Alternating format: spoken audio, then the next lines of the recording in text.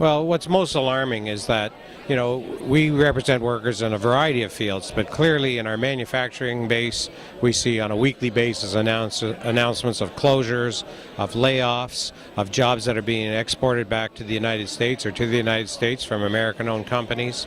In the retail, the announcement of major changes in the manufacturing base and in the automotive, in the steel, in all these industries where there are massive layoffs taking effect, it's affecting the spending dollars of workers and of consumers, and that affects our retail establishments. We have over 20,000 members just in the retail alone in our local, and they are seeing the pinch as well, because when people stop spending, then it winds up cutting hours in stores, affecting the hours of our members, and if their dollars are shortened and their paychecks are shortened, then in turn it hurts the overall economy. So there's a downward spin that's really hurting this economy, and we need to take a look at how we're going to get out of that.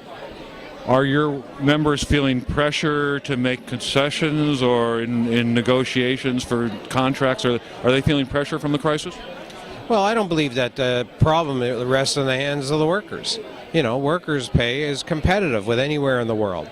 And so we don't feel that there's any need for concessions. What we feel is there has to be a policy in place and a government in place that respects the fact that we have good jobs in Canada and in Ontario. Having jobs that have no future for people isn't a solution. We need people to feel that they can earn a good income, have good pension, good benefits, and be able to invest in the future. And so it really is going to require, and that's why we're here. This is a political convention where we're trying to develop direction and move forward so we can have the policies that our members will support to make sure we have governments that make large businesses accountable. So when they're getting support from the government, they're accountable for those for that support, and in turn we preserve the jobs we need in Ontario. What kind of action are you encouraging your members to take? What kind of actions are coming up from the ranks? Are there resolutions, policies, campaigns? Well, we are mobilizing on political action. I think this is fundamental.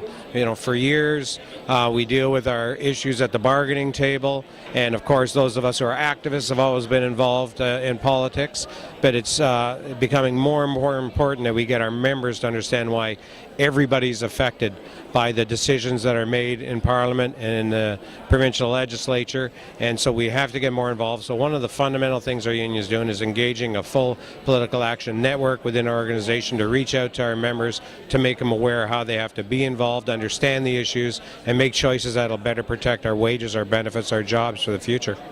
Thank you very much, Kevin Corporan. You're welcome. Thanks for taking the time. Do you have a business card? I do. It's in there if you want to come and I'll get it.